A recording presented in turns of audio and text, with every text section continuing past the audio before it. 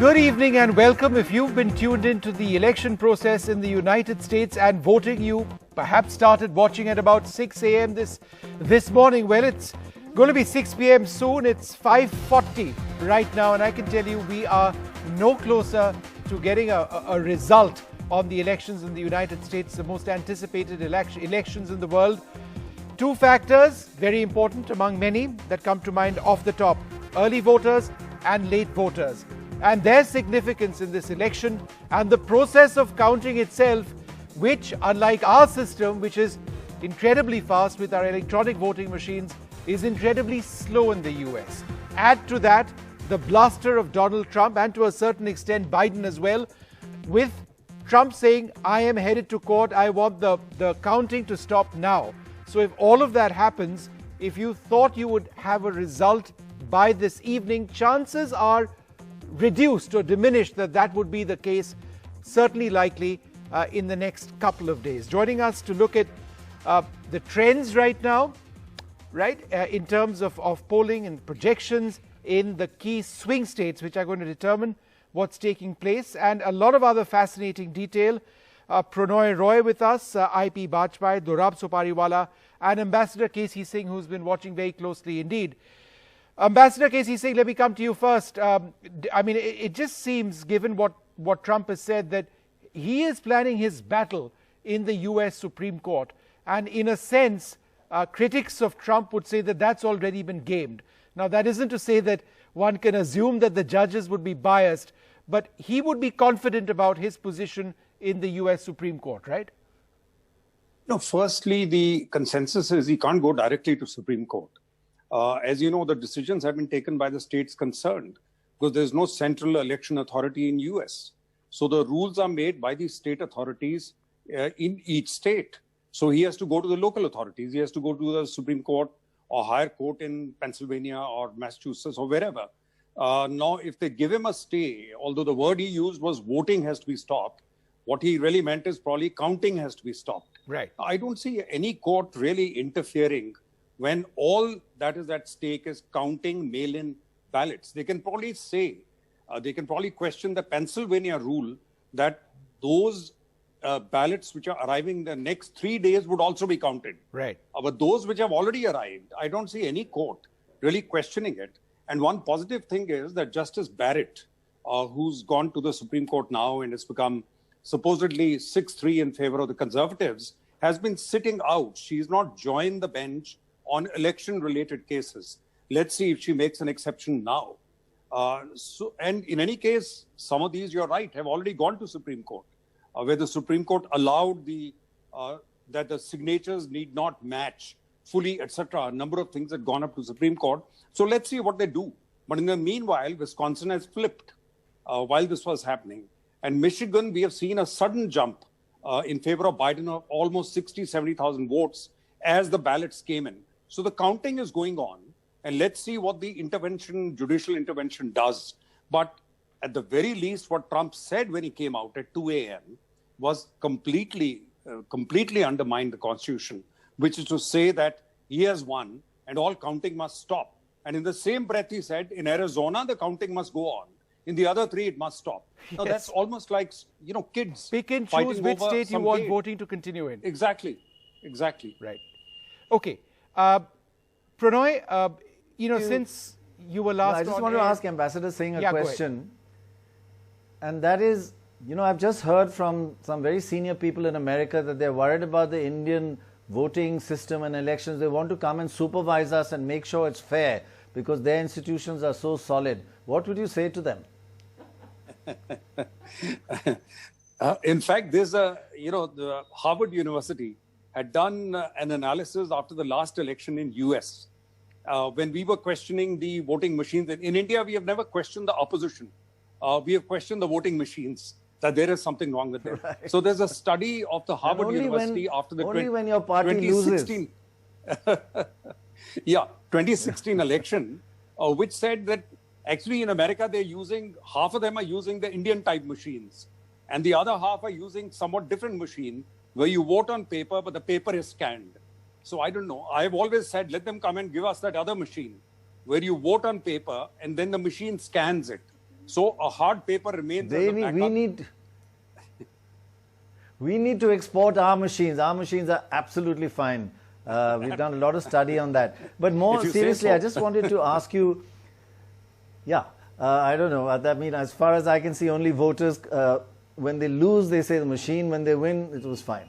Now, I do want to ask you, it was actually a broader question, that what Trump did, and frankly, his vice president, Pence, contradicted him, saying we are going to keep vigilance and watch the voting. That's not a good sign that the president and vice president are speaking in two totally different voices. But what President Trump did it not undermine the global impact of American institutions and how vulnerable they are? Of course it did. In fact, Trump's re-election would only undermine it. And if you see the kind of allies he has, Bolsonaro in Brazil, earlier he was very enamored of Erdogan in Turkey. And then, of course, he's very fond of President Putin. So he's fond of autocrats of all kinds. And I think he's importing that kind of behavior where constitution doesn't matter, facts don't matter, where you can decide the facts as you go along. And that's a very wrong signal to send, because the world looks up to US as the most powerful and the most important democracy in the world. Right. Yeah, and we all respected the institutions, the independence of the judiciary, independence of media still exists. But even the judiciary now, as you were saying, Supreme Court is, you don't have to know the law, you have to find out who's your judge, the Supreme Court in America. But let's just get from Vishnu, Dorab and Baj. Who's winning, Vishnu? I think it's Don't quite be obvious a Bengali and say it all depends. No, okay, I won't say. I think Biden will win ultimately, but it's going to be difficult, and it really depends on what happens in the courts, because it just seems clear that Trump is intent on going to the courts. But Prannoy, what I meant to ask you was this. Since we spoke last, these swing states have come so much closer now in terms of the gap between the Democrats and Republicans. Wisconsin, 49 each. Yeah. North Carolina, 49-50 in favor of the Republicans. Nevada, 49 each, right? And then Florida, 48-51. So it's Michigan, 49-50. It's really close now. And in many of these, with the exception of Pennsylvania, the percentage of votes in is actually quite high. So North Carolina, 95% high. Texas, 95% high. Florida, 96% high. Actually, Vishnu, I think we have a graphic on this. You could just have a look at it just so that we can all get the figures clear. Yeah, we've been trying to get this graphic up. But the point, and this is what we have. Let's have, here it is, here it is. Yeah. So why don't you take us through it? Right. So again, it's the states that I was actually mentioning over here. The lead is slightly different, but nonetheless, the Trump lead 2.2% in Georgia with 92% of votes cast. But if you go down that list, a couple of the states have got a large percentage of votes already counted. For example, North Carolina with 95%, Texas with 96%. And therefore, for catch-up to take place, it's going to be a little bit more difficult. That's the argument which Donald Trump actually made. I think the point here, Vishnu, is where the lead is narrow, there can be fewer votes left to be counted. Correct. Like Pennsylvania, the lead is high, and you've got 25% left to be 74% counted. right so now. That can counteract. Yeah. Wisconsin, Wisconsin, 0.2%, 11% to counted. That lead can easily change, and it has been changing. Georgia, 2.2 and 8% to be counted. It's just that the leads are very small. And notice, we haven't got states where Biden is in the lead even by a narrow margin. These are only Trump leads. Yeah. And why is that? Let's have a look at another graphic of exactly how many, why these mail-in votes and early voters will favor Biden. So where Biden has a lead, he's not worried, and we're not going to adjust the figures for that. So early voters in America started back in 1992, 7%, then 22%, then 2016 went up to about 36%, 37%, and now it's about 65 to 67%. That's just huge. 3/4 of voters are early voters. Now, what is the characteristic of these? They are largely Democrats. If you have a look, those are the 101 million early voters this time. Of those, 45% are registered Democrats, and registered Republicans are only 31%. Look at that lead of 14. And then on top of that, 24% early voters and mail-in voters are no affiliation, but we know that those are the kind of people that tend to favor the Democrats. So when these votes, mail-in votes and early voters are counted in these remaining voters, because they always count the people, not always, but most states, they count the people who voted on the day first. And people who voted on the day tend to be predominantly Republican. So when they start counting these latter votes, they're counting a huge bias towards Democrats. And that is what Trump is terrified of. His people must have told him, be very clear, sir, that if this gets counted, you could lose leads of 5%, 6%, which he's done in many cases already. And just one more thing, the kind of voters who vote early or mail-in are predominantly, very high proportion, women. In fact, we have women at 55%. Here we are. Women at 55% and men, early voters and mail-in voters at 40%. And we know that women are voting for Trump in a much stronger way than what men are voting. So this is why when these these uncounted votes still to come in, it can swing a state that where Trump has a lead of 5%, even if there are only 10% left. And we're seeing that happening in state after state now. And Trump knows this. And if he stops it now, it'd just be crazy. It's like, you know, I've put my vote in and you're not counting my vote now. So, but Dorab, given that you know all this, Dorab, who's winning? That depends upon the betting odds. But let me say something. States have actual different rules. Florida and Ohio count absentee votes first, actual votes after. Wisconsin, Pennsylvania, and Michigan counted the other way. The actual votes first, and the and the ones that have come in through the mail afterwards. So that is why, in fact, so there is no general thing that Biden will gain in the later votes, depending on what rule the state follows. Yeah, but most of the states to come, the three have the rule that they count the mail-in votes last. They count them last. Yes, they do. They do. So I think, you know, I would say now it's in the morning or late morning, it looked as if Trump was, say, 60-40. Now I'd say more like 50-50. It depends. I mean, you're also Bengal, you understand these things. All depends. Okay. No, I'm saying it's 50-50 now. And Baj? Okay. Yeah, you said 50-50. But Baj, don't say it all depends. You can say only time will tell. That's fine. Okay. Well, time will tell. But what Dorab was saying about postal ballots and what you said, if we look at Michigan, only 30 to 40% of the postal ballots of 2.8 million have been counted as yet. Similarly, in Pennsylvania, out of 2.5 million, 31% have been counted. According to someone who was on CNN just now, who was the chief counter or whatever he is, commissioner in Philadelphia, he said 2 lakh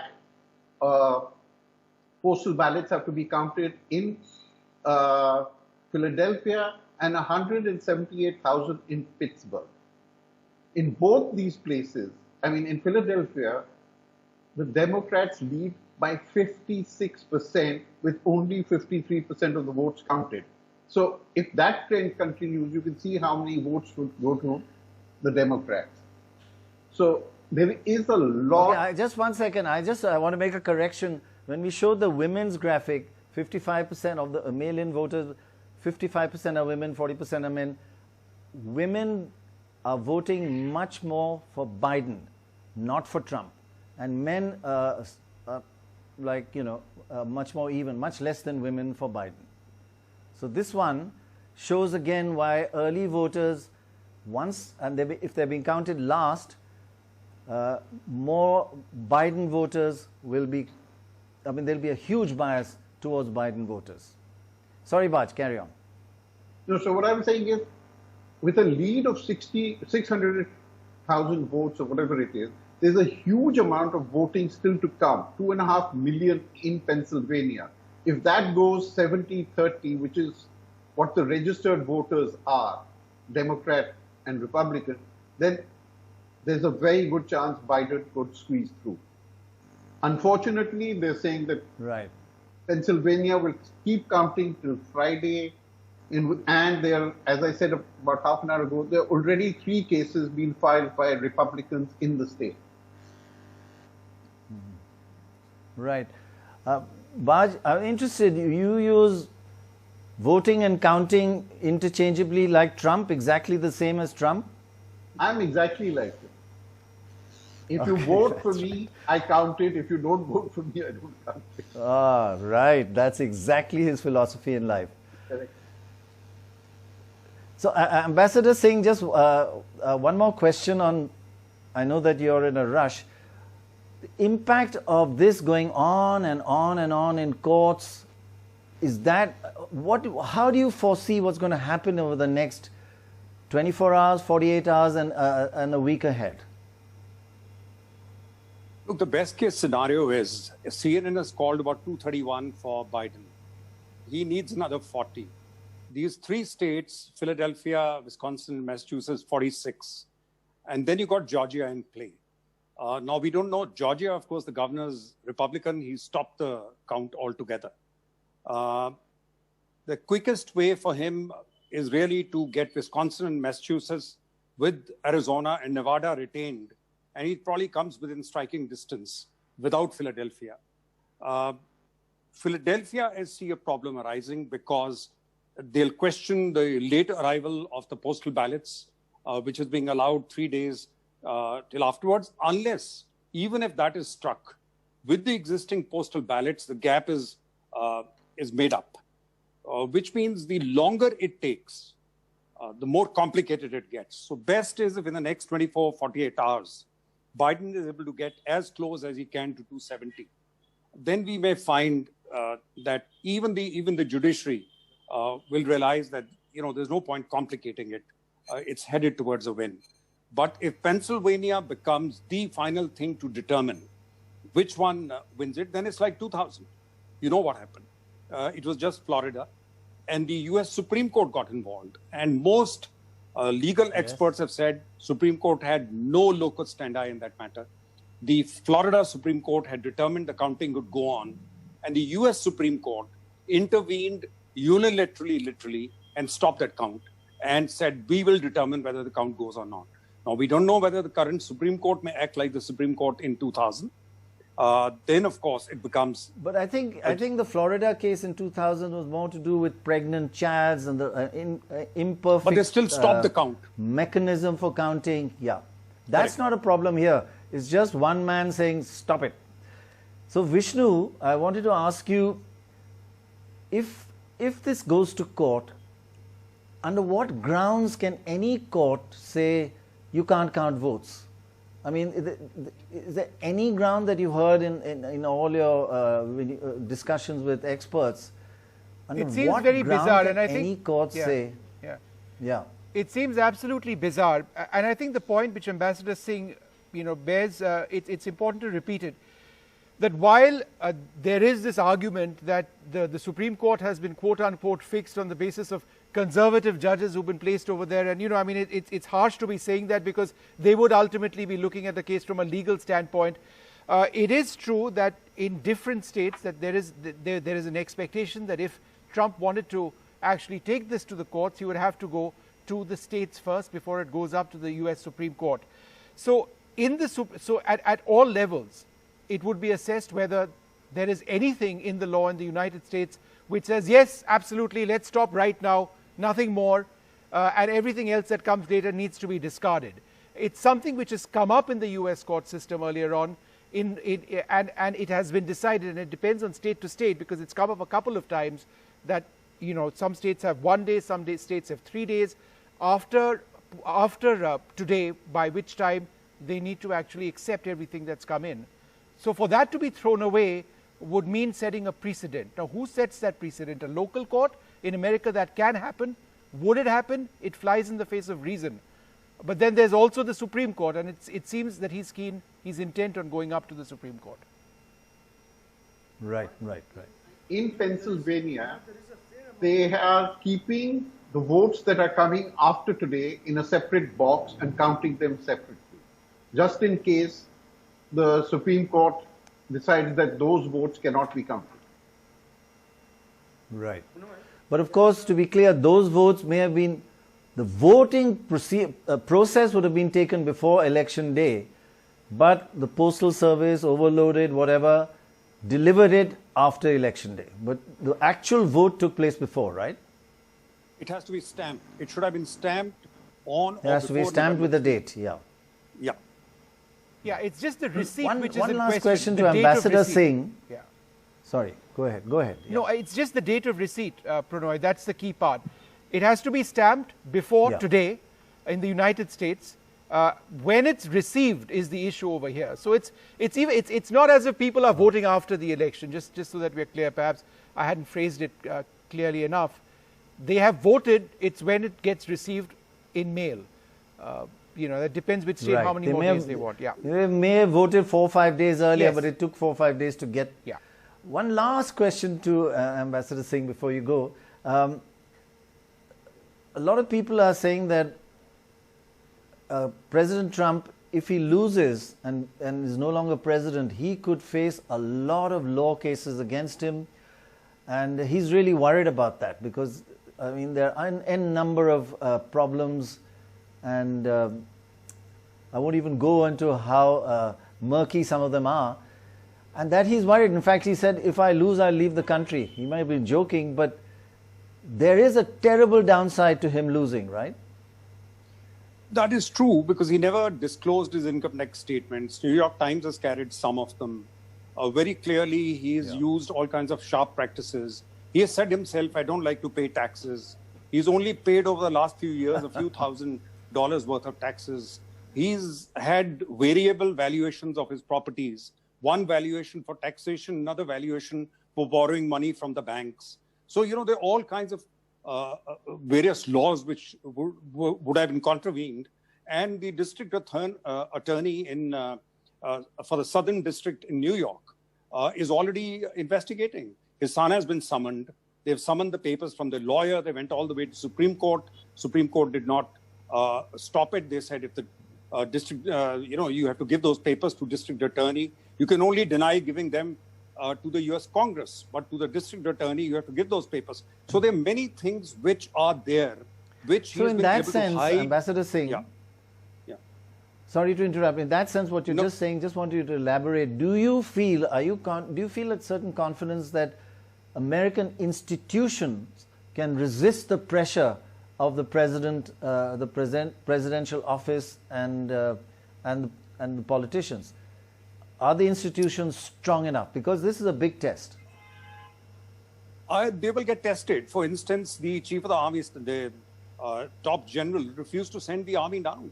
He defied Trump, and Trump was very angry with him when you saw the disturbances in the streets. He wanted the military deployed, but they said, no, we will not agree to that. So some of the institutions will hold. Even the Supreme Court so far has not acted unfairly as far as anything going up to them is concerned. And it's a good precedent. Justice Barrett herself sat out. Because even though President Trump, while nominating her, shamelessly said, I need a judge in the Supreme Court because the election-related cases may go up there. I mean, this is really, you're not even looking for any subtle manipulation. There was a direct, and he has fired so many people from directors, FBI, head of Justice Department, simply because they didn't agree with him. They didn't do what he wanted. And he's been just shouting, even while campaigning, saying, lock up Biden. I don't see why the Attorney General is not locking him up. I will sack the Attorney General. You're dealing with this. This is not normal behavior. This breaks all kinds of very conventions. odd. Yeah, very true. Vishnu? Doc, just a quick update. Yes. Michigan, Yeah. the lead of Trump's lead is down to 0.5%. 0.5%. Wow. And All right, how many votes have been counted? What percentage? 86. So there's a long way to go. Wow, 14% still to come and only 0.5%. Yeah, that's... And a lot of... So his team is pretty good. It's clear that he's got a very competent election team, and they saw this happening and they said, look, stop it now or it's over, probably. And half the... I have an inside track to all this information. Only half the postal ballots have been counted, and Biden is winning 70% of the postal ballot. 70%? Wow. Pranoy, That's in like this that state, 45% Democrat plus almost all the 24% unaffiliated. In this state, Gretchen Whitmer won the governorship just 2 years ago by 400,000 votes. So it has been, except for last time, traditionally a democratic state. And it's just that Trump has been able to persuade last time through a greater turnout of his people to take the state. Now, I think probably the Democrats have succeeded in getting as many people to come out. In America, it's always been, because low turnouts is always a game of turnouts. If you can turn your people out more, it helps you to win a lot more, which is what it did last time. There's a bit of a development in Wisconsin. Now, the BBC reporting, and I think they're attributing this to Reuters, that Biden has taken a lead in Wisconsin. It was very narrow, but with 99% of the vote which has been counted. So we'll need to update our tally on Wisconsin. With 99% of votes counted in Wisconsin, Democratic challenger Joe Biden has taken a slim lead, about 20,000 votes right now, over President Donald Trump in the Midwestern industrial state. Trump beat Clinton by less than 30,000 votes here back in 2016. So there are 10 electors over here. And 99% of votes have been counted. It's very, very narrow, but there's a possibility of Wisconsin barge going towards the Democrats. Green Bay had not come in. It's a very strong Democratic area. It's then come in now. All right, we're joined. Right. Actually, I have Wisconsin Democrats Biden was in the lead by a very small margin, 0.3%, even when 95% were counted. So this is confirming more and more that lead is being held. Very interesting. 99% of votes counted. So there's not going to be, it might be very close. I don't know how many votes that 1% would account for, but it seems to be going the Democratic way one way or the other. We're joined by Nish Acharya at this stage. And we're also joined by Maya Michandani, looking very closely at all of these, everything that's happening in the US. So Maya, based on what we are seeing, and the fact that, counting has now, or percentage of votes coming in has actually been going up, the assumption that we would need to wait for a few days before we knew the results, do you believe that in the next few hours there's a possibility where we might actually get an answer? I think we're going to have to wait till Friday, which is the deadline the court of Pennsylvania to stop their mail and submit. I had said this as well, that when I was and saying it was too close to call, the day seems to have played out exactly as I had predicted, which is that nobody would concede and that President Trump would threaten taking this result to the court. Look, everybody who was reporting on this U.S. election from the ground and some of the sort of more granular reportage and analysis in many of the smaller state papers as well was talking about a very, very tight race. So, we can talk about the sort of minute percentages of counting that are still remaining and the small margins. But I think there is a clear determination. And I think this is also very interesting from the perspective of American networks, which traditionally are the ones to call that election. They don't have a centralized election commission like ours. In fact, we've all been joking about how we should lend them our ECI to maybe get the process right finally. But the thing is that because they don't have the centralized system, everybody depends on the network to actually call the states. This happened in 2000 with Bush and Gore as well. The network first called it, then they rolled it back, then they called it again, and the history was made like that. Today, what we've seen is across networks, whether it's the sort of older ABC, NBC, CBS, or Fox, CNN, everybody is being very restrained about calling these numbers. And I think the determination is to wait for every last vote to be counted. The courts have set a deadline for when they should stop counting, and I think until that's met, we will see the next few days like this. Nidhi Razdan also joins us. Nidhi, there's been a national exit poll which has been done by the Edison Research Institute via Reuters. Which one of these 5 issues mattered most? And 35% of people said it was the economy, racial inequality 20%, the coronavirus pandemic at 17%, crime and safety at 11%, and healthcare at 11%. This is interesting because there was a sense that this election was a referendum on how Trump dealt with COVID. I mean, that's obviously a factor, but it's in fact, for viewers, half as important as the economy. That's interesting. Well, and perhaps not surprising because actually the economy has done fairly well under Trump's presidency, and for many, these are basic bread and butter issues that at the end of the day matter more. And what is been interesting is the last update that I saw showed that Donald Trump has actually won a bigger popular vote this time than he did even in 2016. And that is astounding when you look at all the controversies, when you look at the allegations of tax evasion against him, of corruption, the fact that he was impeached, and just a string of sort of allegations against his handling of the COVID crisis, that he still actually won such a large section of the popular vote, and even more than he did last time, is quite a telling commentary on where America is headed, regardless of who becomes president. I think even if Joe Biden was to win the presidency, he's going to inherit a very deeply divided country, and that division doesn't look like it's going to go away anytime soon. So I think there's a lot to reflect on this election, even if Trump loses it. Okay, do we have Nisha Charya with us?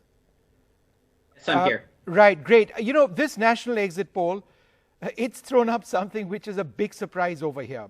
The question was, and again, this is the Edison Research Institute via Reuters, do you think the US efforts to contain the coronavirus pandemic are going, number one, very well, somewhat badly, and very badly? While 34% said very badly, 31% actually said somewhat well. So if this was a factor, now this is about 4,000 respondents in this sample, so it's a small sample size, but it's a credible agency that's come out with this. Right. What the Democrats were trying to push, that look at this man, he's trying to get rid of Dr. Fauci, he's got it all wrong as far as COVID. Many people in fact believed him.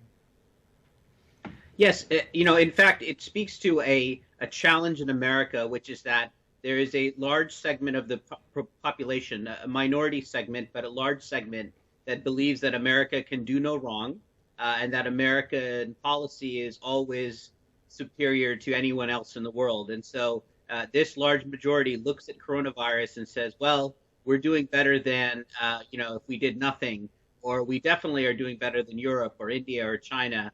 And that may be true in certain cases, it may not be, but there's this large minority that believes that no matter what. And so rather than looking at the facts, they say, we're America, this can't possibly be that bad, compared to everywhere else. I'd rather be here than elsewhere. And that really is the argument that Trump has played upon as well, that, he says this outlandish thing that 2 million would be dead already if I did nothing. Well, who's going to do nothing? That's not really an option. But it plays into this idea of America as far and away the superior country. And I think on the coast, where you have more people who travel abroad, you have more diversity. In the Democratic territory, there's an understanding that, this how other parts of the world have dealt with this. And these are the best practices on COVID or economic growth. The job creation in the United States is still in the blue states. It's not in red states. And so while people say the economy is the most important, they're not supporting policies that have supported that growth. So in fact, any case, Nish, it's a challenge Nish, we have that as may not again be correct. And there are dangers in reading out the results of one survey. But on the national economy, the exit poll says 35% felt that, and the question was, do you think the condition of the nation's economy is excellent, good, not so good, poor? 35% said good, 13% said excellent. So again, there's a sense that what Trump has been doing, people have been buying. So again, as a Democrat supporter, isn't that a huge problem for you, that a lot of your slam dunk rhetoric in these elections, hasn't worked out? Not in the minds of voters.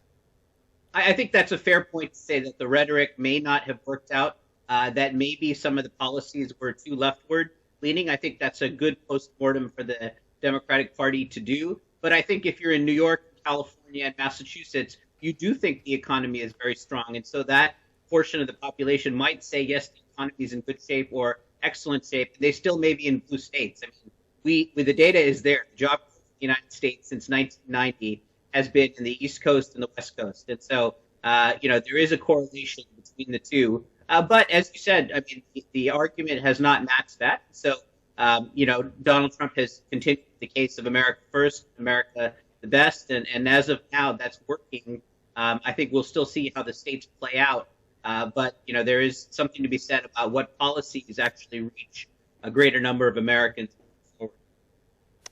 Maya, another new sort of development today was Facebook warning users about Trump's victory claim, because it's not just Twitter which warned readers about a certain tweet when Trump claimed victory and the like.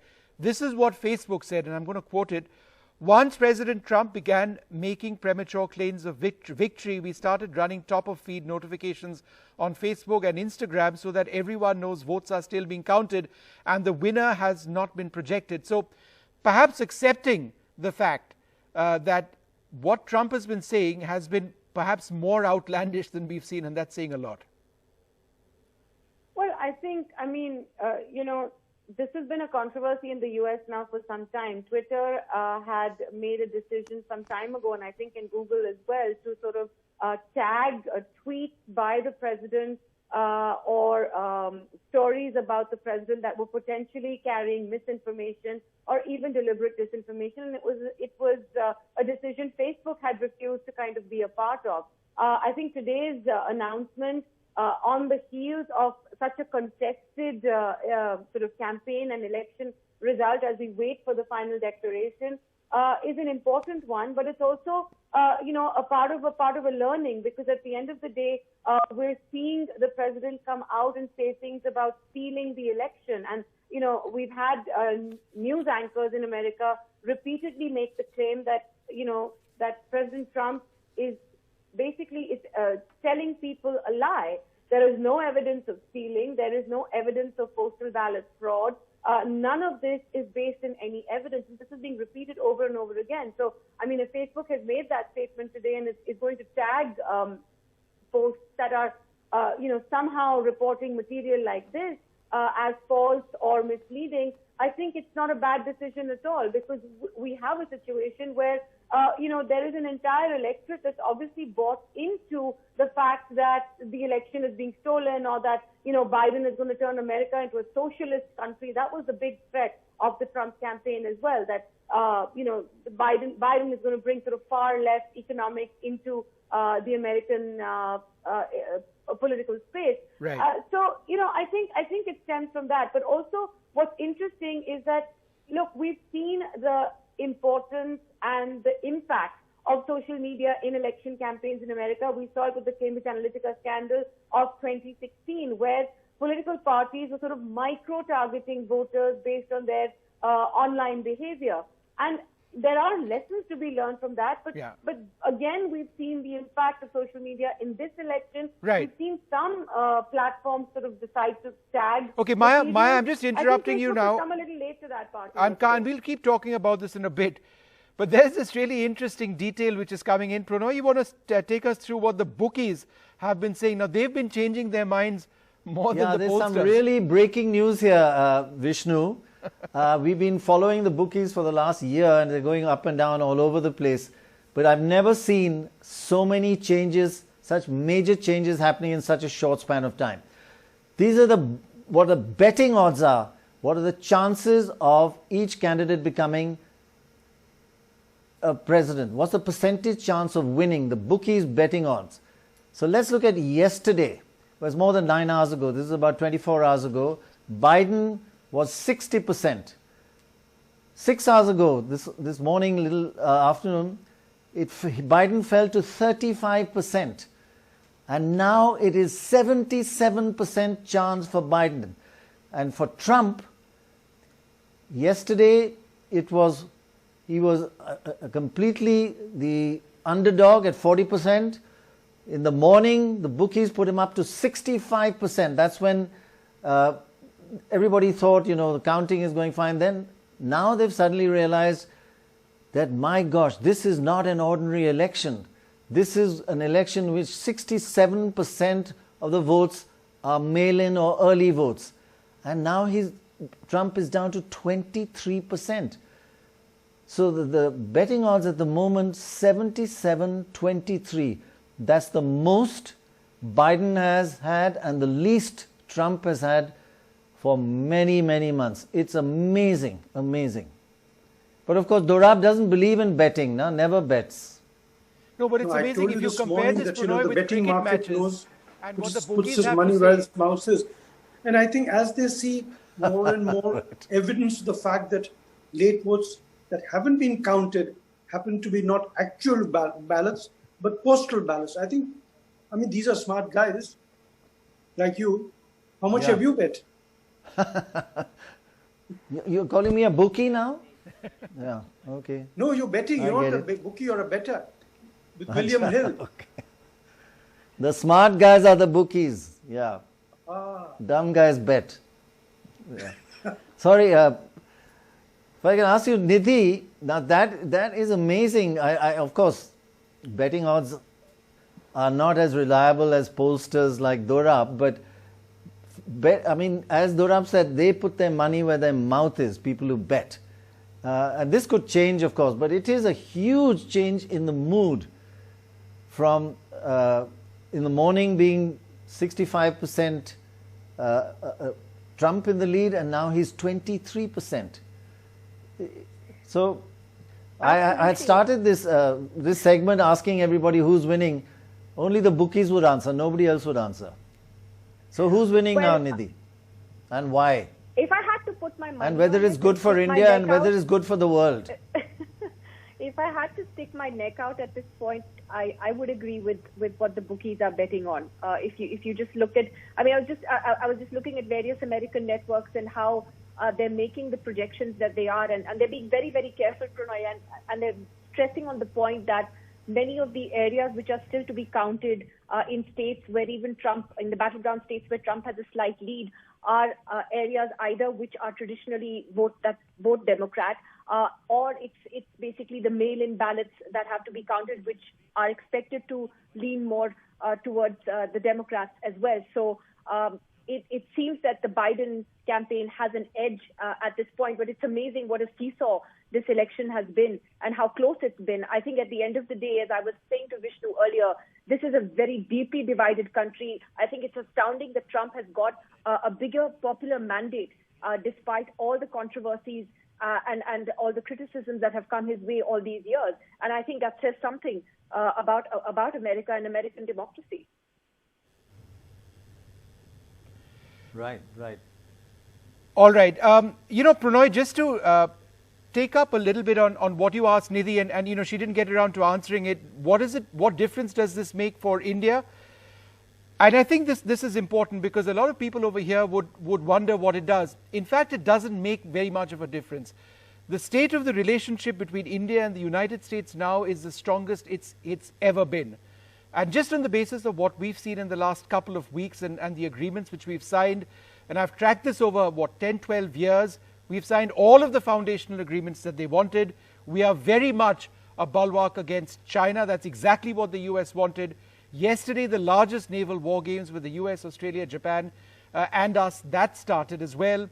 And so the policy remains. So Mike Pompeo may end up being a part of the losing side in these elections if Trump loses.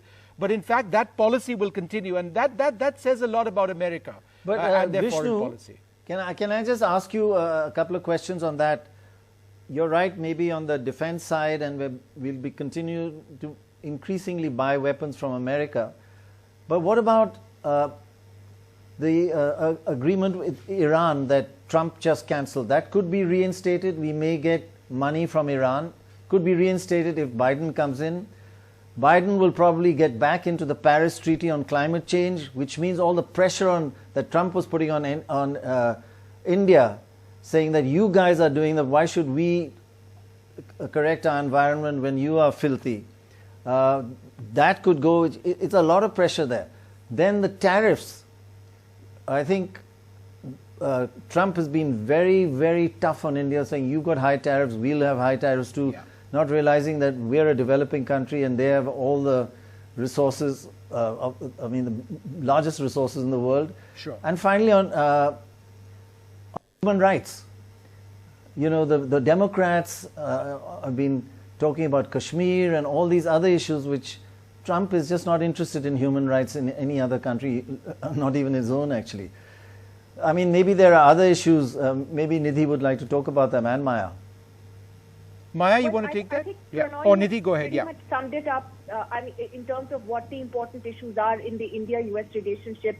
I think on tariffs, for example, Joe Biden has also, spoken about American companies first, but there is among experts a sense of optimism that perhaps he would look for a trade deal with India and be more willing to compromise on certain issues and move forward with that. Yes, on Iran, there is a strong likelihood that he would once again enter into that nuclear deal that he, under President Obama, had actually originally signed with Iran, and that would lift sanctions against Iran and make it easier then for India to be able to import oil from there and move ahead with its strategic investment in the Chabahar port.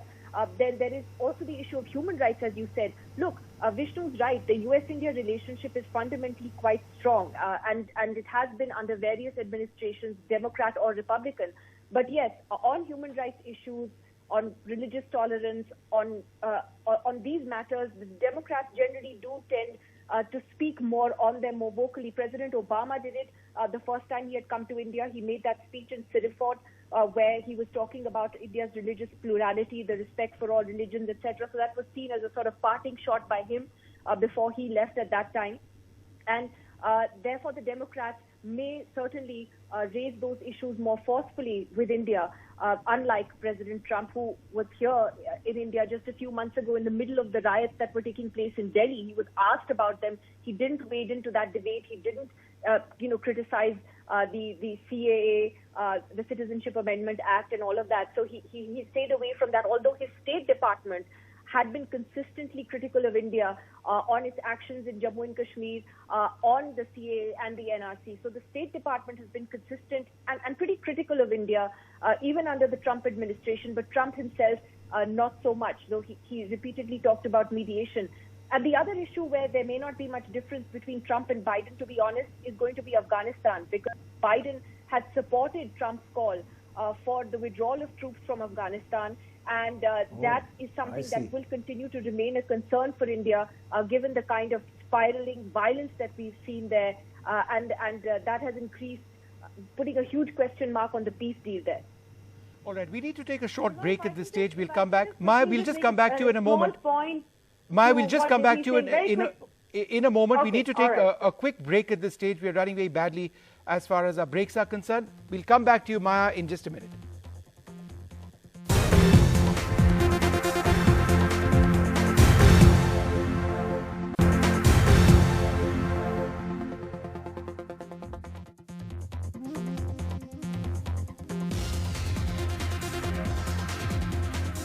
Welcome back. We continue to track all the developments in the United States in terms of the election results. Maya Meechandani, let me come back to you. You were making a point. We had to go to break. Go ahead.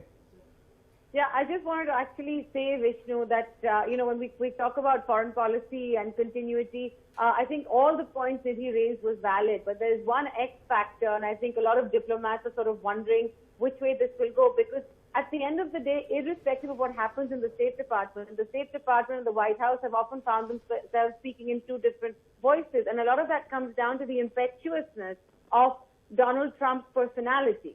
And, don't discount the importance. That was a small point. That was it. Don't discount the importance of personality, because diplomats have a tough time negotiating with someone when they don't know what he's going to say next. They can't anticipate that. And I think it'll be interesting to see whether there's any relief at that end, depending on which way the result goes. Yeah. Well, joining us now. Yeah, go ahead. Point. Yeah. Just 1 second. I just want to ask Maya, because I must say, Maya, I was really impressed by everything you said in the morning. Really has turned out to be true. But you did say one other thing, which looking ahead may now get even worse, and I want to ask you about that, and that's violence on the streets.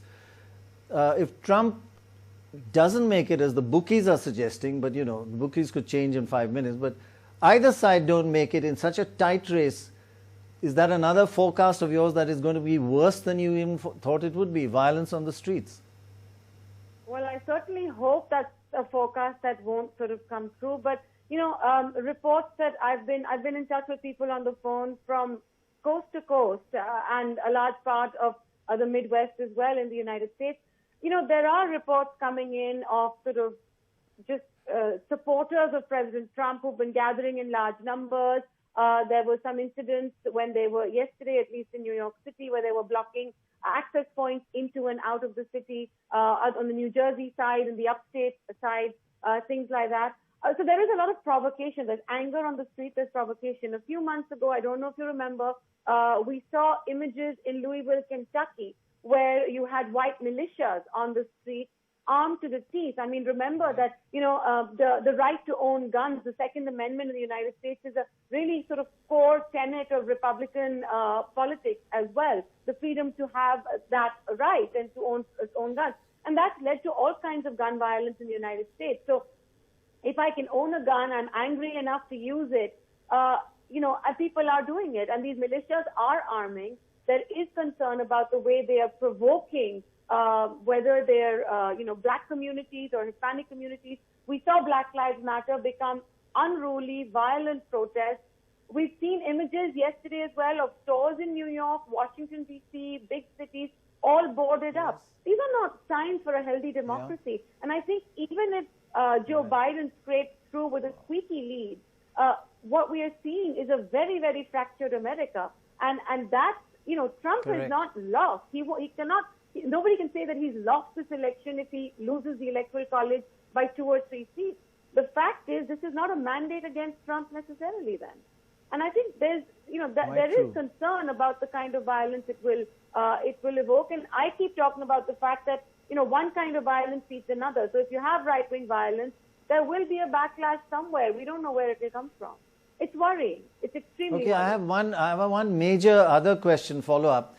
With all your brilliance, what you doing there? Why aren't you in the NDTV studios? You didn't call me. Oh, don't answer that. Don't answer that. I'll forgive you. Vishnu, save us. Yeah, Maya should have been here. Joining us now, Ravi Agarwal, Managing Editor of Foreign Policy. Thanks very much for being with us. Permanently. Just to the point, Ravi, of what we were discussing a little while back as you were joining us on, and the question is this: is there any qualitative difference for us here in India on what the Democrats bring to the table by way of foreign policy towards New Delhi, or the Republicans bring to the table? Yeah, that's a good question. I think one thing that's become very clear over the last decade or so is that India is one of the few issues in which there is bipartisan agreement in DC. So both Democrats and Republicans for many years now have seen India as a viable partner, as a country which could serve as a bulwark of sorts against China in the region. Whether the so-called Asia pivot worked out or not, it doesn't really matter, because India is still seen as a like-minded large democracy that would be good to grow ties with in every sense of that word. So I think that is a broader trend that has stayed in place both under a Trump administration and previously under Obama, and going back further as well. And you can expect that to stay in place no matter who actually wins this election. I think what you get, however, with a Biden presidency is a sense of certainty In terms of just the international arena, I think you would see a return to multilateralism. I think you would see a return to a rules-based liberal international order. Whereas with Trump, many of us are often left guessing as to what he's going to do next. That sense of certainty, I think, is very important to build longer-term relationships. Sorry, can I just ask you a bit of a layman type question? Very interested in what your answer would be. It's been amazing the relationship, the close warmth and relationship between our Prime Minister Modi and President Trump. And a lot of good things can come up. Is that true out of when leaders get on well together? If Biden wins, how much, I mean, that has to be, a relationship has to be built again, and whether it'll happen or not, we'll have to see. But could that be a bit of a setback for India? I wouldn't necessarily see it as a setback. I think, you know, sometimes those of us who watch the dynamics between leaders, we focus too much on chemistry. And yes, there was indeed real chemistry between Modi and Trump, but there was also chemistry between Modi and Obama, which you'll remember. There's no reason to suggest that you wouldn't see something similar were Biden to become president. But again, I come back to the underlying strength between the two sides' leaders at a step below, at the cabinet level. You've seen the 2+2 dialogue between the defense and foreign ministers from both sides, and then real diplomatic ties that have been built over the last decade that I think will endure no matter who becomes president. I think one thing to watch out for under a potential Biden presidency is an increased focus on an inclusive foreign policy here in the United States. And by that, I mean thinking more about what it means to have a foreign policy that includes discussions of women's rights, that includes discussions of atrocities against various communities. So under a Biden presidency, you may see, for example, the United States being much tougher on China on the Xinjiang issue. You may also see the United States taking a tougher line on Kashmir. Yeah. Sorry, go ahead. Yeah, I was just going to mention that's a rather thorny issue to bring up. But you remember our foreign minister didn't attend a meeting by a Democrat, was it Premila Jayapal? Because Kashmir, and maybe he was quite right not to attend. But it's just a signal that the Democrats are a little tougher on those aspects. Well, I think Democrats have a firmer sense of values, of human rights. But not only that, it's one thing to have those values and norms at home. It's another thing to apply them to the rest of the world. I think Democrats are more willing to apply their domestic lens to the rest of the world, whereas Republicans, at least over the last 20-odd years, are seen as more transactional. So they're looking at it in terms of what's in it for me. And in that sense, no surprise, Trump has gotten on very nicely with many authoritarian leaders all over the world. I mean, there's Duterte, there's leaders all over the world in Europe as well. So that's something that may well change under a Biden administration. And indeed, it is something that I think many U.S. traditional allies in Europe would look out for. I think they, in many cases, yearn for a return to the era of a rules-based liberal international order led by the United States, one in which accountability is key, one in which multilateral organizations like the UN have more standing than they've had under Trump. Just a clarification on that. For the US now to talk about human rights after what's happened on the streets in their own country and the Black Lives Matter movement and the exposure of some of the racism that is inherent in that society, can they talk, do they have to cool off a bit? Because this last 6 months and this election should have, cooled them down a bit, lecturing to others, right? Yeah, I think you may see, again, this is all hypothetical, but I think there is a recognition among American leaders that no matter what happens, they can't be as preachy as they once were to the rest of the world. Right. All of that said, I don't think that necessarily means the world doesn't need more sort of moral forces or guiding forces, and the US can serve that role. But I'd I'd also like to point out on BLM, I wouldn't necessarily see it as something that didn't work out. I think, by and large, what was on display was large protests, mostly peaceful, by the way. That was an outpouring of support on a deep-rooted social injustice. Net, I think, months from now, years from now, we'll see that moment as one that was very important and progressive for American society, one that was long overdue. Right. And I think in that sense, America will see itself as having done something good and given it more moral standing rather than less. I think addressing one's problems and admitting to them will be seen as a strength rather than a weakness. Right. Good point. All right, we're going to take a short break at this stage, come back with the very latest. Do stay tuned.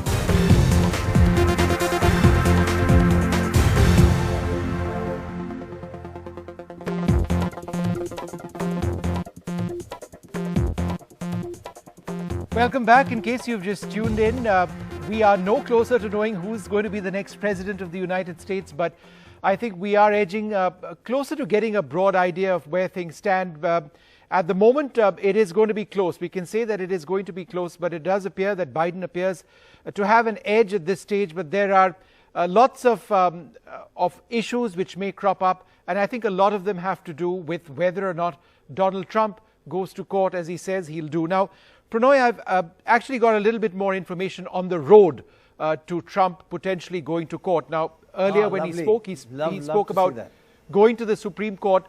Now, how does he actually do that? Why does he want to do it? Firstly, because he wants all voting to stop.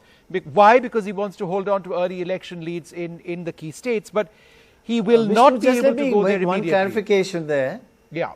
Okay, one clarification there. Most of the American networks are interpreting I want voting to stop as I want counting to stop. Right, sorry, counting to stop. Exactly. But he did say what you said. Yeah, he said voting, but he meant counting. I want voting to stop. So how exactly does that work? Cases typically make their way to the nation's, the US's highest court after a ruling first by a local judge, then it could go to other appeals courts. And there's an example of this. In 2000, it took more than 1 month before the Supreme Court issued the landmark Bush-Gore versus Gore ruling that ultimately decided that election.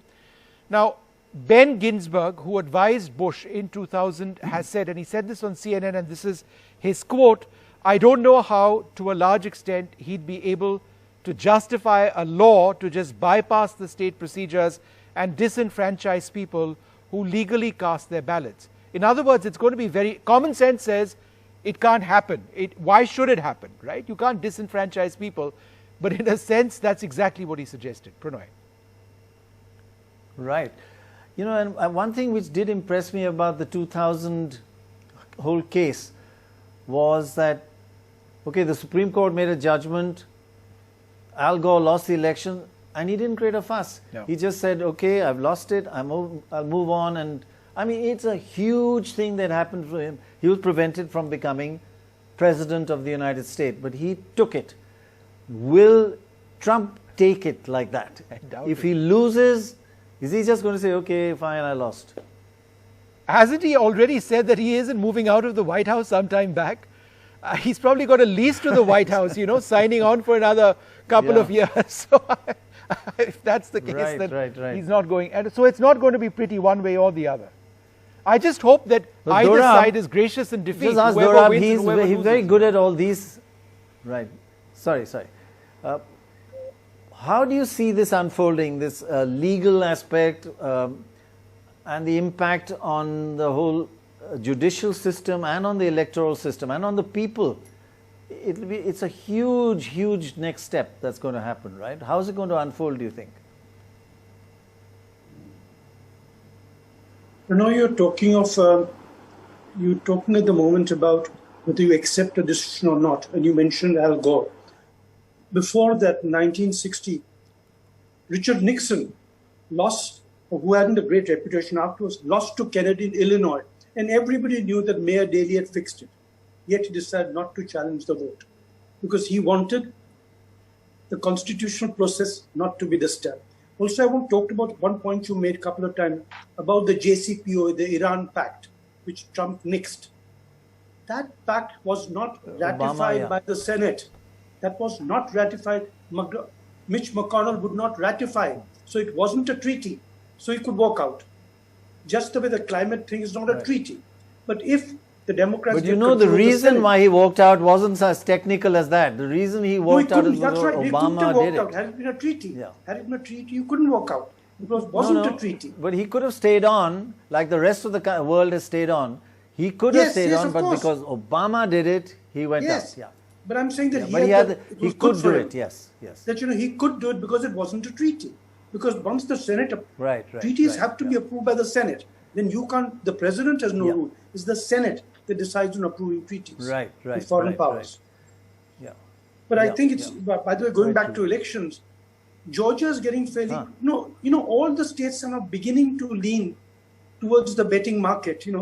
Whether it's Michigan, whether it's Wisconsin. Some people say even Georgia. Georgia has counties like Atlanta, etc. Some have been counted, some not. These huge counties often are... Maybe we can get up some of those graphics on these states, these 5 or 6 states. That would be great. Because we haven't looked at them for some time. We need to know how many... And they could make a difference. Yeah, good point. Baj, where do you see it going at the moment? Nate Cohen has just written saying if Biden continues to win in Pennsylvania's absentee ballots as he is just now, he will take the state. If he takes that, and frankly, Wisconsin is looking, there are only about 100,000 votes left to count. There's a 20,000 vote lead that Biden has. It would need Trump to win 60-40, which is a tall ask. I suppose he could do it because I haven't seen all the counties, whether they're more Republican or not. But it's a tall ask to get 60-40 overall. So the chances are Wisconsin will go Democrat, but the result is only likely to come in another 2-3 hours. That leaves Michigan. With Michigan, the state is really, really close. So it's anyone's call. Detroit still hasn't counted a lot of their votes. So I think there's a good chance. I think like the bookies, it's probably now 60-40 Biden. What bookies are 80-20 now? Okay, I don't follow them that closely, but yeah, I would go. No, I just want to ask you, Baj. I want to ask you about Pennsylvania. Are you saying is that the most likely to change? What it seems to me, he's got an 11% lead and 25% to go. You think that 11% lead could be wiped out? If we could go back to that other graphic. There are 1.4 million postal ballots still to count. He is winning the postal ballots at the moment 78-20. But he has a lead of 700,000. There's 1.4 million left. Yes. So and he's winning 80-20. That should get rid of the 700,000? Probably does. Correct. Yeah. Vishnu, your maths is better than mine. No, it certainly isn't. But what's just now being reported is something that's interesting, and this is the legal process actually starting up. The Republicans have actually filed 2 election day lawsuits in Pennsylvania already. Now, this is not the key one that Trump would potentially be looking at, but this is what the Washington Post is now reporting, that they filed 2 lawsuits after state officials allowed voters to submit provisional ballots if their mail-in was invalid. And the court filings came as Pennsylvania hangs in the balance. So that's something, that's already started. So there are 2 legal battles which are taking place already in Pennsylvania. Just thought I'd bring that to your attention, Pranoy. Yeah, very interesting. Yeah. But actually, so which do you think is the What's the path for Trump now? The path for Trump is to win all of these states except Arizona and Nevada. I think Arizona, Nevada, all the ones that he's leading in. That, he could take Georgia, he could take Pennsylvania, certainly, because to make up that difference is going to be bloody tough for Biden. But the question is that enough? Pennsylvania plus Georgia, is that enough? Because I don't think Arizona certainly is not going to turn. Nevada also probably not. So he has to win most of the blue wall and Georgia, a couple of the blue wall in Georgia. And it looks as if Pennsylvania he could do. Wisconsin is out. Probably Michigan is out too. Actually, I just did a quick count. If he wins North Carolina, Georgia, Wisconsin, and Michigan, he gets 57, which takes him from 213 to 270. So he doesn't have to win Pennsylvania. He basically has to win 5 out of 6. And I've also just done a quick calculation on the numbers. Trump has a lead of 700,000 votes in Pennsylvania. There's 1.4 million votes to be counted. And what you just said, in the votes to be counted, Biden is leading 80 to 20. So in that 1.4 million, Biden will get an extra 800,000 votes, and that'll wipe out the 700,000 lead at the moment. Yeah. No, they'll get an extra 1.1 million, and Trump will get an extra 300,000. So net 800, which will wipe out the 700. That assumes 80-20. If it is 75-25. Yeah, that's what Baj said. I believe Baj. No. I'm just saying that it was very, very tight. Vis-a-vis, say, Wisconsin and Michigan, which seem to be going relatively more the Biden way. Yeah. Pennsylvania is still tight, much tighter than the other two states. Right. And it's the biggest with 20 votes. Okay, we need to take another short break right now. And I think once we come back, it's worth looking at some of the fairly unbelievable stuff that Donald Trump actually had to say when he spoke about a fraud being committed on the American public and what he proposes to do about that. Outrageous remarks, killing American democracy. And that's really where this entire election has landed up in now. That's up after this short break.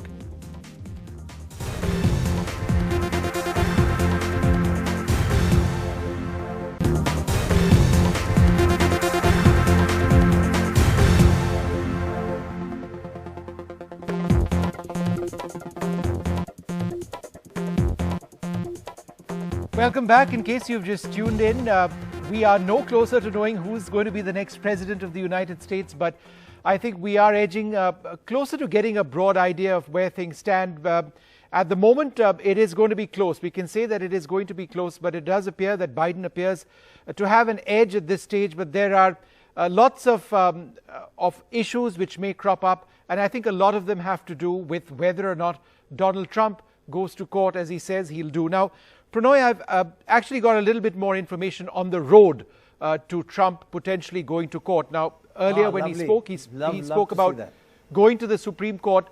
Now, how does he actually do that? Why does he want to do it? Firstly, because he wants all voting to stop. Why? Because he wants to hold on to early election leads in the key states. But he will not be able to go there immediately. One clarification there. Yeah. Okay, one clarification there. Most of the American networks are interpreting I want voting to stop as I want counting to stop. Right, sorry, counting to stop. Exactly. But he did say what you said. Yeah, he said voting, but he meant counting. I want voting to stop. Yeah. So how exactly does that work? Cases typically make their way to the nation's, the US's highest court after a ruling first by a local judge, then it could go to other appeals courts. And there's an example of this. In 2000, it took more than 1 month before the Supreme Court issued the landmark Bush-Gore versus Gore ruling that ultimately decided that election.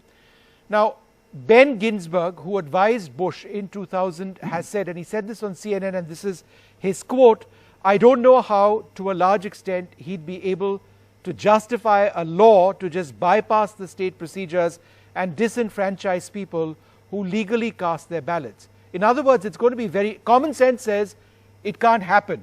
Why should it happen, right? You can't disenfranchise people, but in a sense, that's exactly what he suggested. Pranoy. Right. You know, and one thing which did impress me about the 2000 whole case was that, okay, the Supreme Court made a judgment, Al Gore lost the election, and he didn't create a fuss. No. He just said, okay, I've lost it, I'll move on. And I mean, it's a huge thing that happened for him. He was prevented from becoming President of the United States, but he took it. Will Trump take it like that? I doubt if it. he loses, is he just going to say, okay, fine, I lost? Hasn't he already said that he isn't moving out of the White House sometime back? He's probably got a lease to the White House, you know, signing on for another couple of years. So if that's the case, then he's not going. And so it's not going to be pretty one way or the other. I just hope that either side is gracious in defeat. Just ask whoever Dorab, wins and whoever he's loses. very good at all these. Right. Sorry. How do you see this unfolding, this legal aspect and the impact on the whole judicial system and on the electoral system and on the people? It's a huge, huge next step that's going to happen, right? How is it going to unfold, do you think? You know, you're talking at the moment about whether you accept a decision or not, and you mentioned Al Gore. Before that, 1960, Richard Nixon lost, who hadn't a great reputation afterwards, lost to Kennedy in Illinois, and everybody knew that Mayor Daley had fixed it. Yet he decided not to challenge the vote because he wanted the constitutional process not to be disturbed. Also, I want to talk about one point you made a couple of times about the JCPOA, the Iran Pact, which Trump nixed. That pact was not ratified by the Senate. That was not ratified. Mitch McConnell would not ratify. So it wasn't a treaty. So he could walk out. Just the way the climate thing is not a treaty. But if the Democrats... But you know, the reason why he walked out wasn't as technical as that. The reason he walked out is because Obama did it. Had it been a treaty, had it been a treaty, you couldn't walk out. It wasn't a treaty. But he could have stayed on, like the rest of the world has stayed on. He could have stayed on, but because Obama did it, he went out. Yeah. But I'm saying that he could do it. Yes. That he could do it because it wasn't a treaty. Because once the Senate, treaties have to be approved by the Senate. Then you can't. The president has no rule. It's the Senate that decides on approving treaties with foreign powers. Yeah. But I think it's. By the way, going back to elections, Georgia is getting fairly. All the states are now beginning to lean towards the betting market. Whether it's Michigan, whether it's Wisconsin. Some people say even Georgia. Georgia has counties like Atlanta, etc. Some have been counted, some not. These huge counties often are... Maybe we can get up some of those graphics on these states, these 5 or 6 states. That would be great. Because we haven't looked at them for some time. We need to know how many... And they could make a difference. Yeah, good point. Baj, where do you see it going at the moment? Nate Cohen has just written saying if Biden continues to win in Pennsylvania's absentee ballots as he is just now, he will take the state. If he takes that, and frankly, Wisconsin is looking, there are only about 100,000 votes left to count. There's a 20,000 vote lead that Biden has. It would need Trump to win 60-40, which is a tall ask. I suppose he could do it because I haven't seen all the counties, whether they're more Republican or not. But it's a tall ask to get 60-40 overall. So the chances are Wisconsin will go Democrat, but the result is only likely to come in another 2-3 hours. That leaves Michigan. With Michigan, the state is really, really close. So it's anyone's call. Detroit still hasn't counted a lot of their votes. So I think there's a good chance. I think like the bookies, it's probably now 60-40 Biden. What bookies are 80-20 now? Okay, I don't follow them that closely, but yeah, I would go. No, I just want to ask you, Baj. I want to ask you about Pennsylvania. are you saying, is that the most likely to change? What it seems to me, he's got an 11% lead and 25% to go. You think that 11% lead could be wiped out? If we could go back to that other graphic. There are 1.4 million postal ballots still to come. He is winning the postal ballots at the moment 78-20. But he has a lead of 700,000. There's 1.4 million left. Yes. So and he's winning 80-20. That should get rid of the 700,000? Probably does. Correct. Yeah. Vishnu, your maths is better than mine. No, it certainly isn't. But what's just now being reported is something that's interesting, and this is the legal process actually starting up. The Republicans have actually filed 2 election day lawsuits in Pennsylvania already. Now, this is not the key one that Trump would potentially be looking at, but this is what the Washington Post is now reporting, that they filed 2 lawsuits after state officials allowed voters to submit provisional ballots if their mail-in was invalid. And the court filings came as Pennsylvania hangs in the balance. So that's something, that's already started. So there are 2 legal battles which are taking place already in Pennsylvania. Just thought I'd bring that to your attention, Pranoy. Yeah, very interesting. Yeah. But actually, so which do you think is the what's the path for Trump now? The path for Trump is to win all of these states except Arizona and Nevada. I think Arizona and Nevada, all the ones that he's leading in. That, he could take Georgia, he could take Pennsylvania, certainly, because to make up that difference is going to be bloody tough for Biden. But the question is that enough? Pennsylvania plus Georgia, is that enough? Because I don't think Arizona certainly is not going to turn. Nevada also probably not. So he has to win most of the blue wall and Georgia, a couple of the blue wall in Georgia. And it looks as if Pennsylvania he could do. Wisconsin is out. Probably Michigan is out too. Actually, I just did a quick count. If he wins North Carolina, Georgia, Wisconsin, and Michigan, he gets 57, which takes him from 213 to 270. So he doesn't have to win Pennsylvania. He basically has to win 5 out of 6. And I've also just done a quick calculation on the numbers. Trump has a lead of 700,000 votes in Pennsylvania. There's 1.4 million votes to be counted. And what you just said, in the votes to be counted, Biden is leading 80-20. So in that 1.4 million, Biden will get an extra 800,000 votes, and that'll wipe out the 700,000 lead at the moment. Yeah. No, they'll get an extra 1.1 million, and Trump will get an extra 300,000. So net 800, which will wipe out the 700. That assumes 80-20. If it is 75-25. Yeah, that's what Baj said. I believe Baj. No. I'm just saying that it was very, very tight. Vis-a-vis, say, Wisconsin and Michigan, which seem to be going relatively more the Biden way. Yeah. Pennsylvania is still tight, much tighter than the other 2 states. Right. And it's the biggest with 20 votes. Okay, we need to take another short break right now. And I think once we come back, it's worth looking at some of the fairly unbelievable stuff that Donald Trump actually had to say when he spoke about a fraud being committed on the American public and what he proposes to do about that. Outrageous remarks, killing American democracy. And that's really where this entire election has landed up. And now that's up after this short break.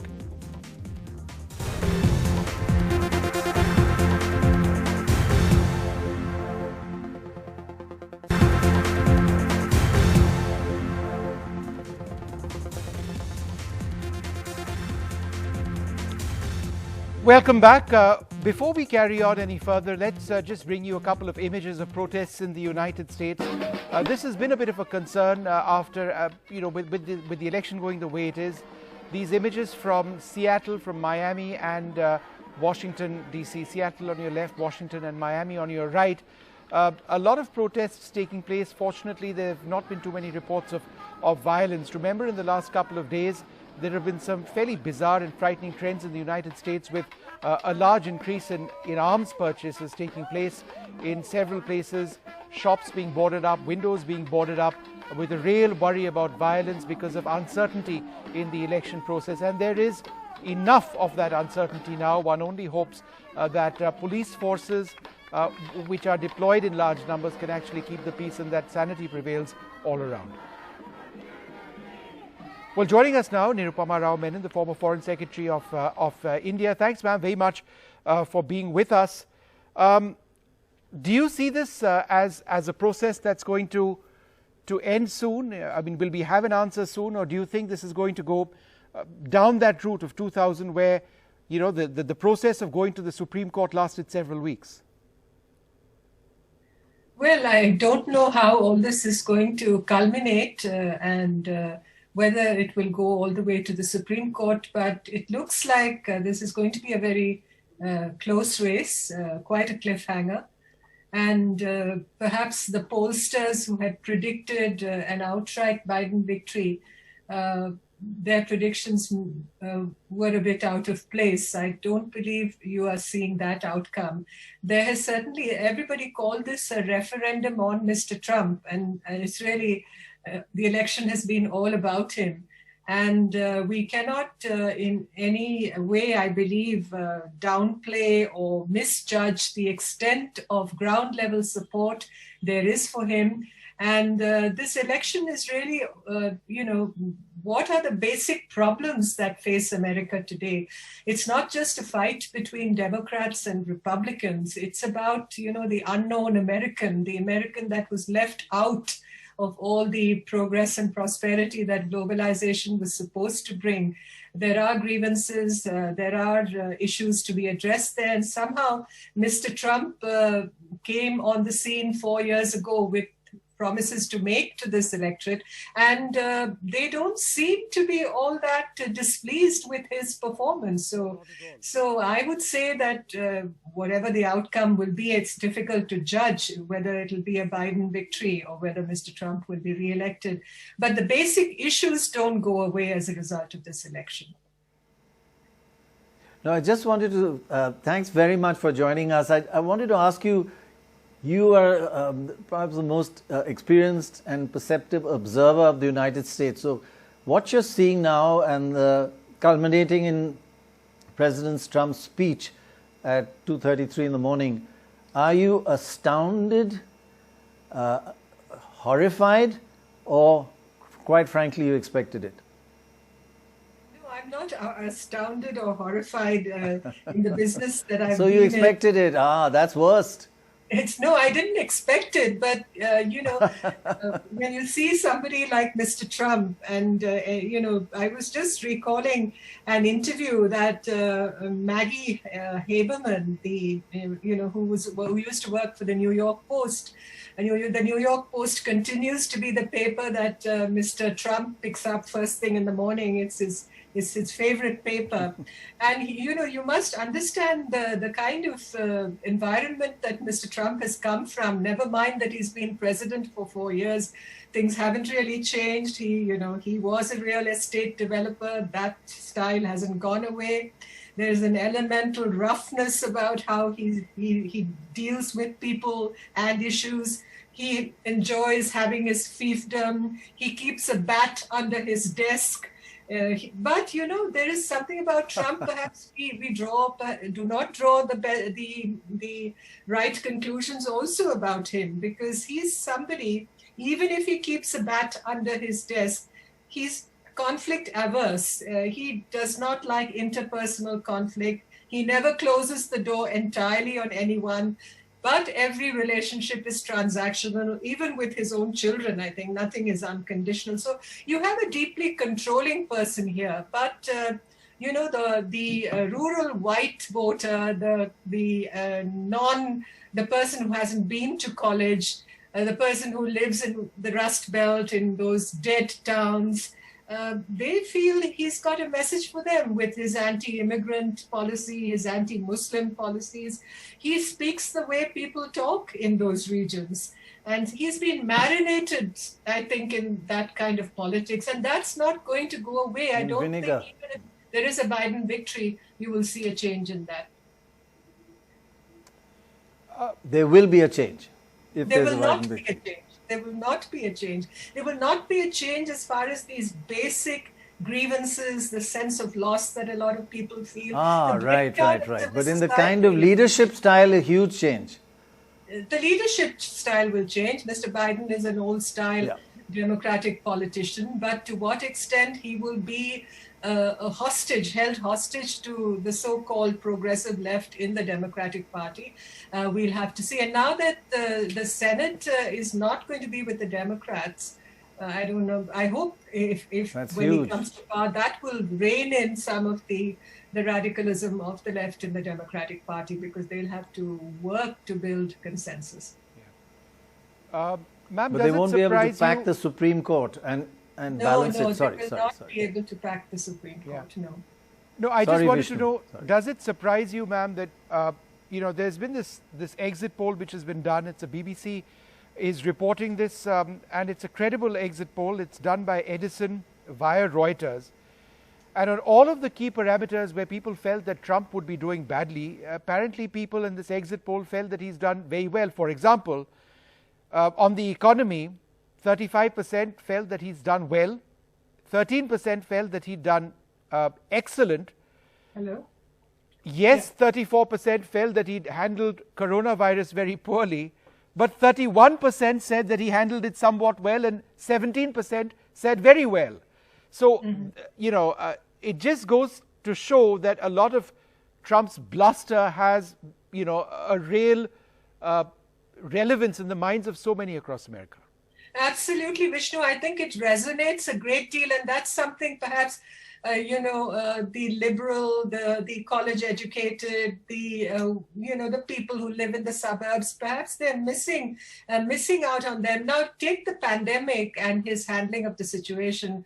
There are lots of people somewhere in flyover country, as they call it in the United States, who feel that it's not the pandemic that's the issue, because ultimately, if you have an epidemic of that sort, that kind of a virus floating around, every person has to take precautions, but to what extent can you blame the administration? That's the attitude.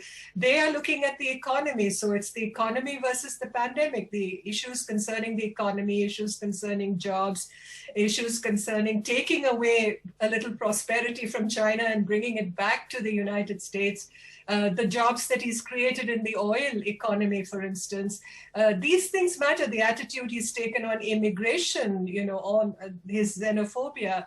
I think this matters a lot to people, as I call it, the in-between people, the people whose voice is not heard, the people, who live in places that have essentially been forgotten and faded, in a sense. They don't seem to be on the map, because we look at the West Coast and we look at the Northeast and we read the New York Times and the Washington Post, but what is the voice of America today? And I think Mr. Trump has in a sense mined that load, as it were. All right. We need to take another short break at this stage. We'll come back with more. Mr. Rao, do stay with us. We'll focus a little bit on what Biden or Trump, for that matter, potentially bring to India, assuming whichever one comes to office.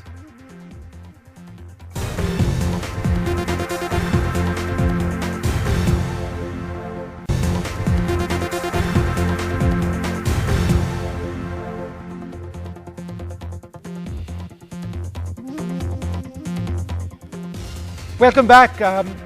One of the key points mentioned by Donald Trump earlier in the day, which was his biggest fear, is that the Democrats were in the process of committing electoral fraud, and he seemed to be worried that there may be some ballots which turn up at 4 a.m. in the morning on a later date and would be counted.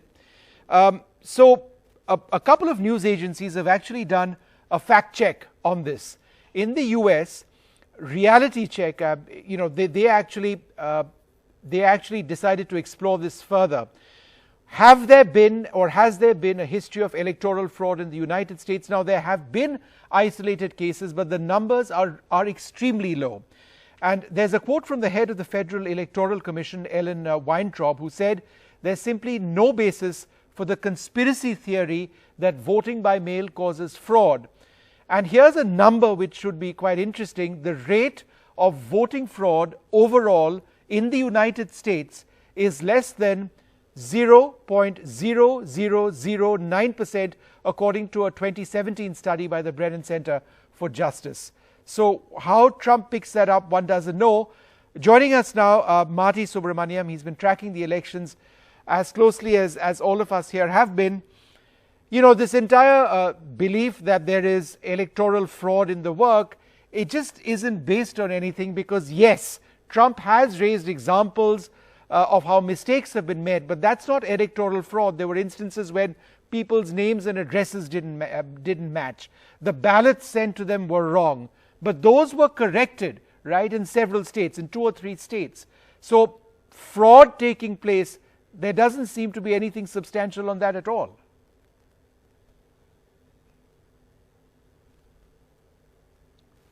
Hello, Dr. Roy? No, Vishnu here, but go ahead, yes. Hi, Vishnu. Hi. Good evening to you and to your viewers. I thought it would be useful to talk about the different ways one could vote in this election, and I think there have been changes this time. First of all, one could vote on the day of the election, yesterday, but the other possibility is, of course, to vote by absentee ballot. Now, in addition, in many states, arrangements have been made for people to vote early, in person. I mean, New York is one of those. And this was conducted on several days. And just to get a little bit clearer about how this happens, for instance, if you take New York, you had to actually apply for an absentee ballot. And this was done by several people, really several weeks previously. So, and that was done after checking the electoral rolls. And the ballots were sent with 2 envelopes, and it's extremely likely, and of course those have a code attached to them, a barcode attached to them. So it's impossible for someone to, for instance, use my ballot. It's impossible, because that would be cross-checked. Right. And when you go and vote in person, as I did, in fact, in my case, the ballot that I posted in the drop box in the election office was somehow mislaid. So I went and voted in person, and they checked again to see if my ballot had been received. So there is no way that anyone could vote twice, for example. It's impossible, because there's so much of cross-checking. Okay. Now, it's possible there are mistakes in terms of dispatch delays and so on. So it's extremely, fraud as such is almost impossible. I think it's, as you pointed out, it's a very, very trivial percentage of the total. That's crazy, crazy. Yeah. Professor, this is Pranoy here. Thank you very much for joining us. Thank you, Pranoy. Hi, good to see you. You know, you understand business, and I just wanted to understand from you with some examples of how deeply ingrained or intertwined is the US economy and the Chinese economy. And while, you know, Trump may say anti-China things, the economies, I mean, the US economy, how dependent is it? How can they ever really extricate themselves from China? Pranay, that's a very good question. I think as a practical matter, it's almost impossible to separate these two economies. They're so intertwined, as you said. Really? And it's not just some obscure industrial product. It's really, it's everyday life. If the average consumer in the US orders something from Amazon or Walmart, the chances are a significant proportion of those products would be either made in China or assembled in China, or some raw material supplied from China. So if you had a simple test, and by the way, this goes for the Indian consumer as well, if you said, can you get along in life without anything manufactured directly or indirectly from China, the answer would be it's impossible. It's impossible, basically. So I think to separate these two economies is impossible. And I think everyone knows that. Even, of course, yeah. So even the farmers absolutely. in America are quite dependent on demand from China, Absolutely. right? And even Yeah. the funds that invest because they get no return in America, what are the various, I mean, it's all over, 360 degrees dependence, Absolutely. right? The financial markets are becoming more and more interdependent. The Chinese have opened up their bond markets. I've been researching that in the last few years. The bond markets are now open via Hong Kong, and they will be even more liberalized in the coming years. And the Chinese bond markets are huge, and the large asset managers, the likes of Fidelity, BlackRock, Vanguard, etc., they cannot but invest in the Chinese markets. As you probably know, Pranay, in the last few months, Morgan Stanley Capital International, MSCI, has increased the weightage for Chinese stocks, which means that per force, almost every investor who invests in a mutual fund or a pension fund has to invest in China. There's no two ways about it. So the politicians can say whatever they want, but the markets are quite different. All right. As we go into a short break, just a little bit of clarity has emerged on when results can be expected. So today, what else can we expect? Wisconsin, Michigan, Georgia, Arizona. So that should be coming up in the next little while. Friday the 6th is when Pennsylvania, all important, results are expected. The deadline for postal votes in Nevada and Alaska on the 10th. Tuesday the 10th, and Thursday the 12th, North Carolina, the deadline for postal votes. I don't think we'll have to wait that long, unless of course it goes to the courts and things like that. Time now for this short break.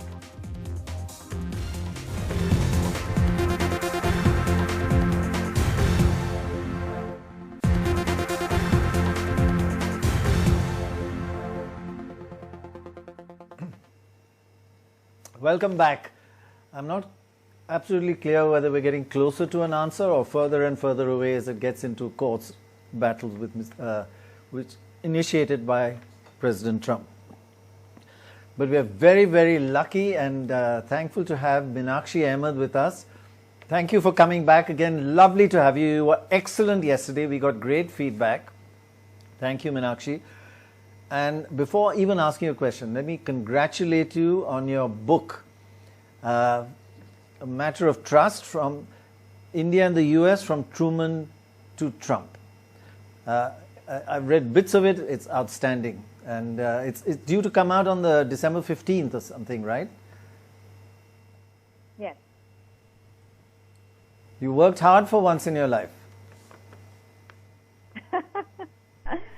It took 8 years of First research.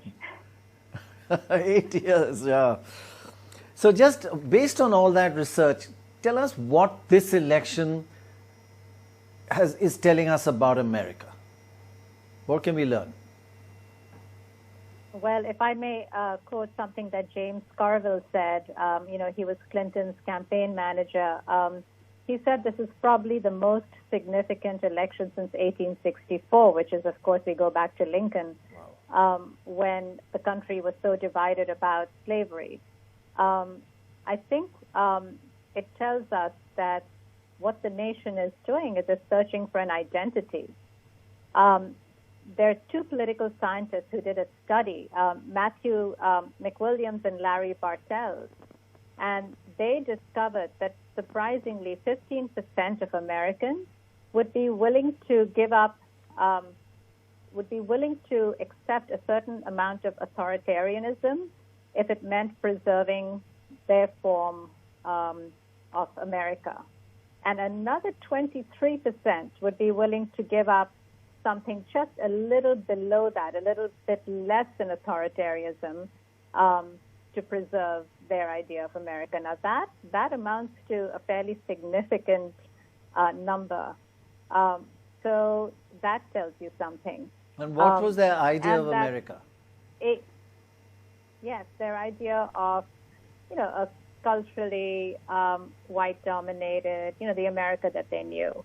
Yeah. So right. This really is a battle for, in a sense, the soul of the nation and what how they view their country. Is it a multicultural country, or is it going to be the country of the old America? And So I think that is why you're seeing such a high turnout. Now, what's remarkable about this turnout, and as we're seeing today, it's a confusing election because there's no outcome, and no one was expecting Trump to do, at least the Democrats weren't expecting for Trump to do so well with such a strong turnout, early turnout. It tells you that there were a lot of people who were going to vote Republican that actually weren't going to admit that they were going to vote Republican. So there's a very strong undercurrent of people who really want to maintain the status quo. So I think it tells you that there is this struggle going on, going back to what James Carville says. And when you think about some of the things that a lot of Republicans will tell you, oh, well, we don't like his personality and some of the things he says, but we like what he does. This is a president who survived 2 divorces, 26 accusations of sexual misconduct, 4,000 bankruptcies, and an impeachment, and he's still standing. So that should just really give you pause. Unfortunately, it tells you quite a lot about America, actually. But tell us, tell us how much is at stake in this election. Sorry. Please finish. Would have survived some of the things he said. Right. That's true. So I just wanted to understand from you, what is at stake in this election? What's at stake for Trump and what's at stake for Biden? He knows. Well, the stake for Trump is that he knows that the state of New York is going to come after him with a whole bunch of lawsuits. When Clinton left office, he had almost $10 million in legal fees. And he had to go out on a lot of speaking assignments to cover his legal debt. Trump has all his real estate properties here have been losing money, especially because of the pandemic. But he is going to be, as long as he's president, he's protected. And he knows that. His family's protected and he's protected from all these lawsuits. But once he's no longer president, he's no longer protected. And the Attorney General of New York, and Cy Vance, the Manhattan DA, they're going to come after him. And he cannot give himself a presidential pardon. He can do that for federal crimes, but not for state crimes.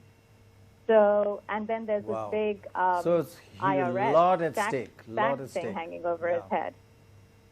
So he has quite a bit at stake. No wonder he's fighting. It's all personal, though. That's the worrying part. It's not about the country, about him getting into deep trouble. It's not about the country. But Meenakshi, I know you have to rush. Sorry. Just complete what you were saying, and then we'll take a break. And for the Democratic Party and Biden, it's about democracy, and it's about, I think it's about, saving the Democratic Party, and it's about, Obama's legacy. So, healthcare, saving healthcare, and I think it's all very those much things. So, just very, very interesting. Yeah, great. Thank you very much for joining us. And I think it's time you got back to doing the world this week, like you used to do with us with NDTV many years ago. And you're even better now. Our training has worked, I think. Okay, God bless you, and thank you very much. I give you all the credit for knowing. You and Radhika trained. Okay, gosh. Okay, thank you very much indeed, and see you again. Right. We take a short break and be back at 8 o'clock with the final result. It'll all be there. No. We'll give you the latest. That's it. Thank you very much.